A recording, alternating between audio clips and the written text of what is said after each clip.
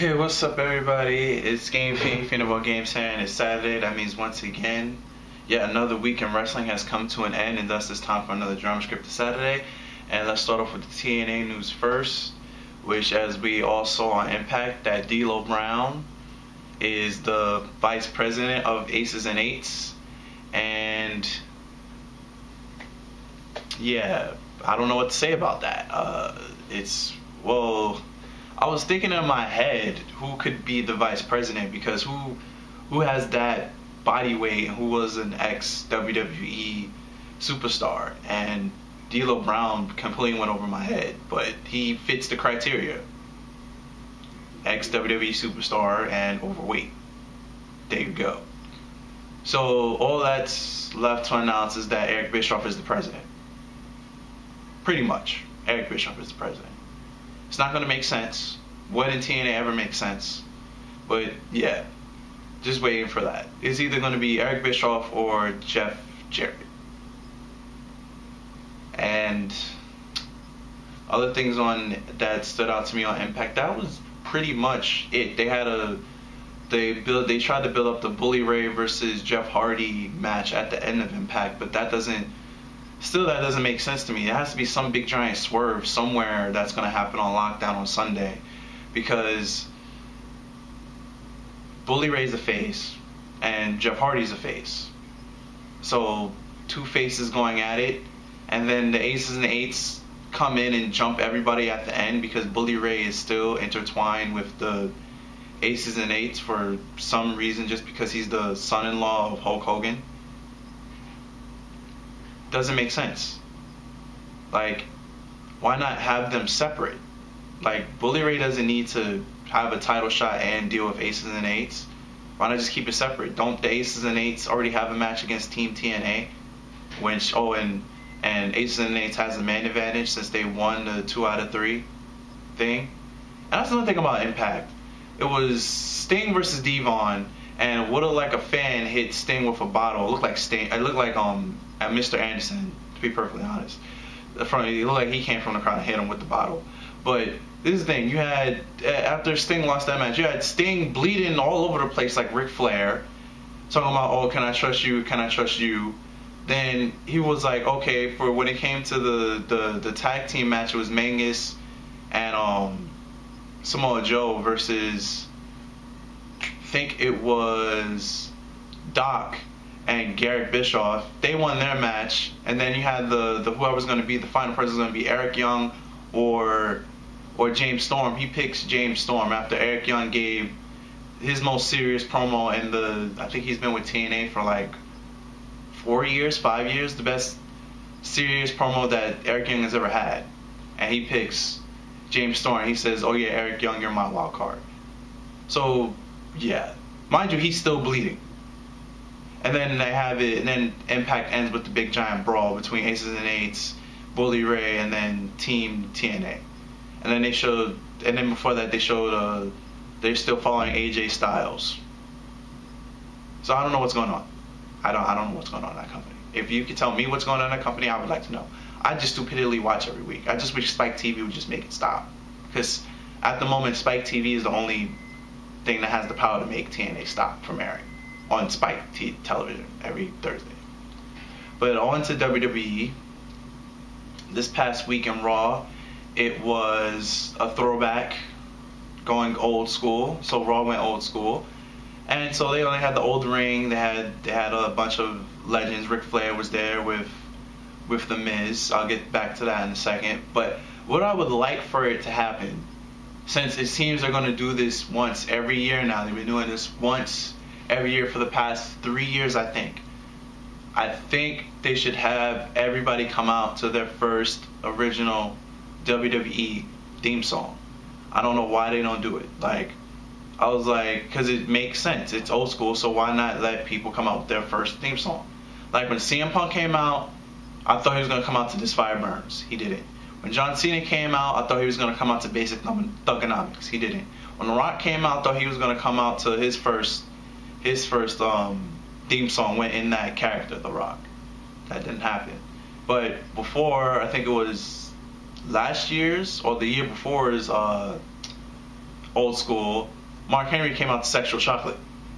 But then again, Mark Henry was a face, and that made sense. But it was sense that he still came out to an old theme song, which I would like they would go back doing it. But the main build-up on this show was the CM Punk versus the Undertaker streak, and he came out, says, "Oh well, since I'm still not getting any respect from the fans, I'm gonna take what you hold dear the most, and that is the streak." And then what ended up happening is that they came up with a fatal 4-way match to see who goes and faces the Undertaker.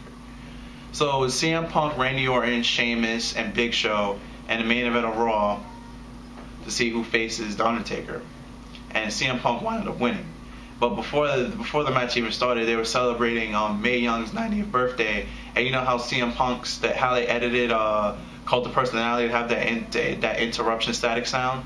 They were celebrating her birthday on stage, and then and then CM Punk's theme song came out. He just walked past them like, "Excuse me, we ain't got time for this. It's my time now." I enjoyed that part of the show. Whoever set that up, whoever had that idea to set that up, that was amazing. That was good writing. That was, the little things count.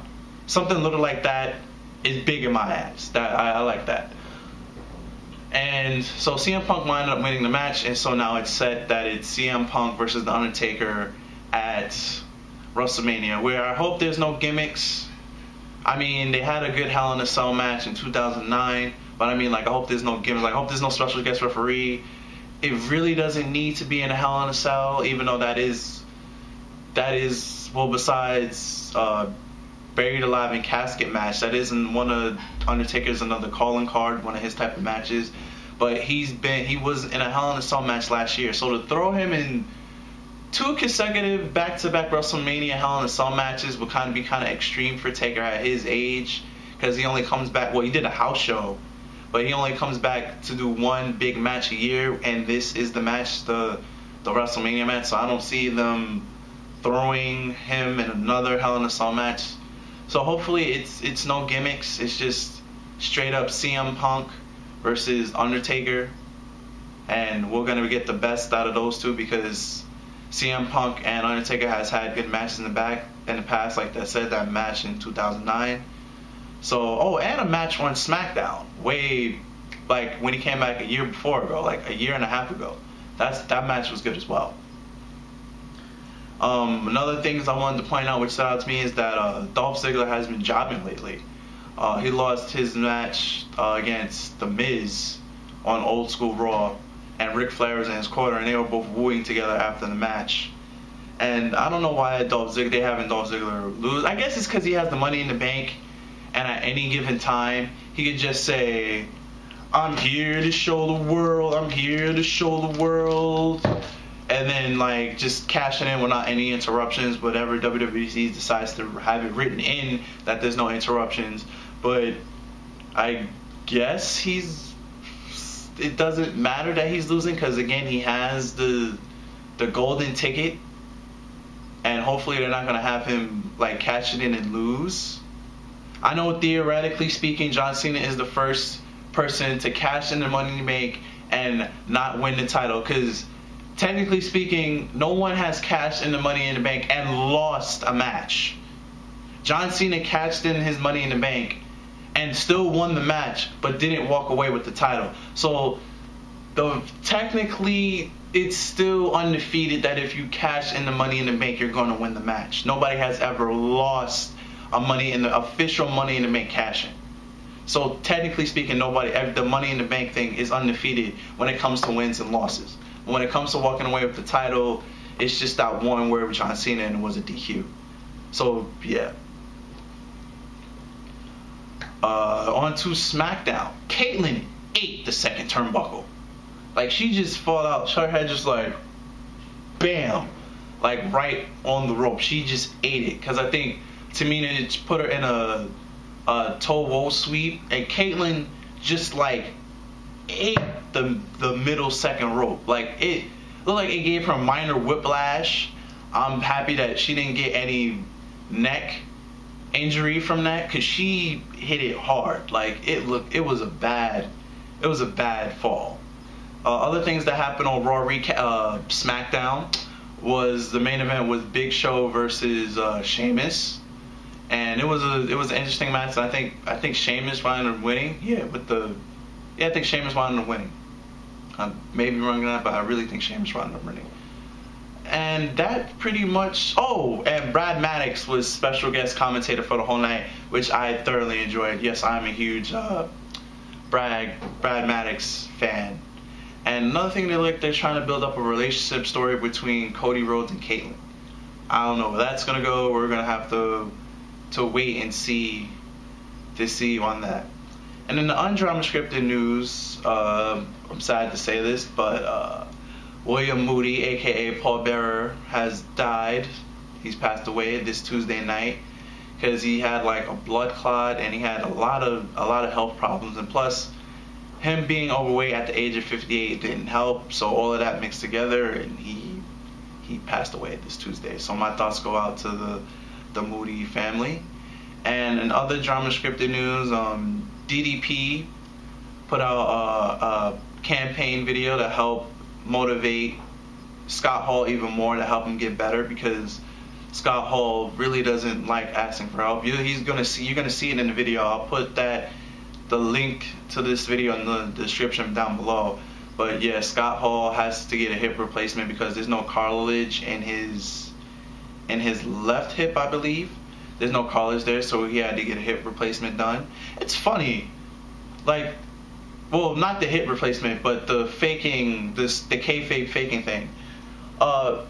Vince McMahon faked his death, and then a day later, the Chris Benoit thing happened. You should know what happened with the whole Chris Benoit thing. Chris Benoit thing happened. A week and a half ago, Vince fakes having hip surgery, and now Scott Hall actually had to have hip replacement. So that's what I find funny. It's like whatever WWE tries to fake, it happens in real to a wrestler. But yeah, that's gonna wrap this up for this week, Drama Scripted Saturday. Remember, there will always be a Drama Scripted Saturday. And if you like what you witnessed, don't forget to subscribe, like, and comment, and leave me a question. And all my contacts, how you can reach me, will be in the description box below. And I'm Game FIFA No Game, guys, and I'm signing out. Peace.